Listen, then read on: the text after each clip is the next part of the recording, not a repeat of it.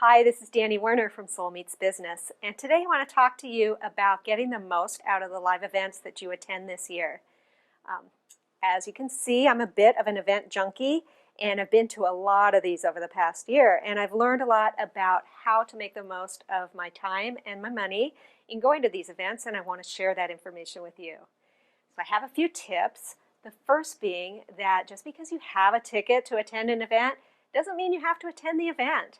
You might have gotten the ticket as a bonus for signing up for somebody's program, or maybe you were invited as somebody's guest.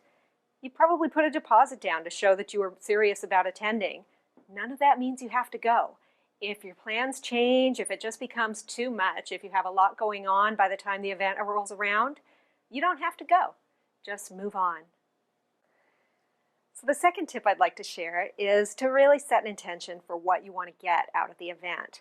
So maybe there is some particular piece of information that you want to learn while you're there. Maybe there's something you really want to know and you know that they're going to talk about it there.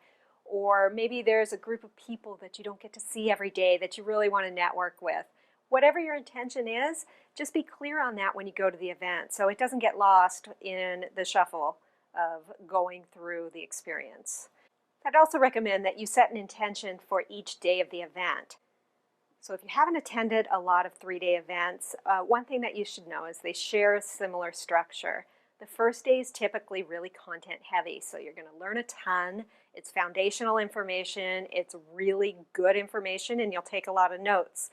The second day in the morning will typically build on what you learned in the first day. The afternoon of the second day is usually reserved for what's called a success panel.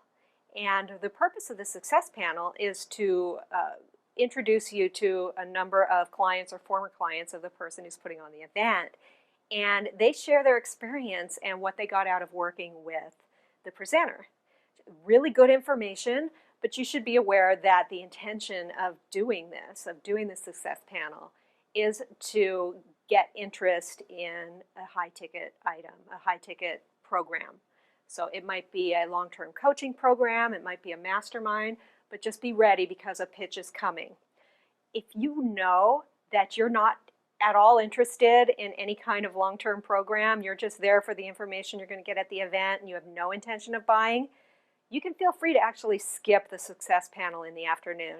Nobody will notice you're not there, and you're really not going to miss a lot of content other than what the former clients have to say about what they've learned. So you can use that time to catch up on your voicemails. You can network with somebody that you met at the event. You can make whatever use of that time that you like. But again, you're not obligated to stay at any point. But while you are there, tip number 3 is to really be present. You've taken time out of your day. You've taken time out of your week. You may have flown in or driven. You may be staying at the hotel. It's really an experience. It's something that's different from your normal day-to-day, so treat it as such.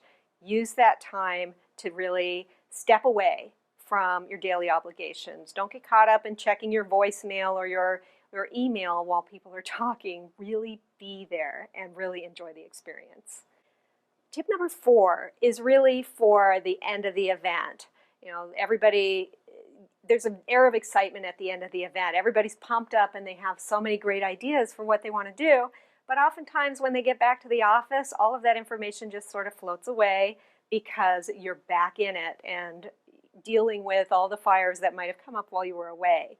So my recommendation is to take the top 3 ideas that you picked up, that you learned at the event, and really map out how you're going to integrate those into your day. Do it at the very end of the event. If you flew there, then use your time on the plane home to really plan how you're going to do that step by step so that that information doesn't get lost and you're able to really take advantage of all of that energy. And the final tip I have for you, it kind of relates to the success panels I talked about earlier, and that is don't buy something if you're not going to use it. And with the long-term programs and the masterminds in particular, there's a lot of time required on your part to actually work the program. It isn't something where you get together once a week and come to a retreat a few times a year. There is a lot of work that you're expected to do. That's why you're there. You're changing your life.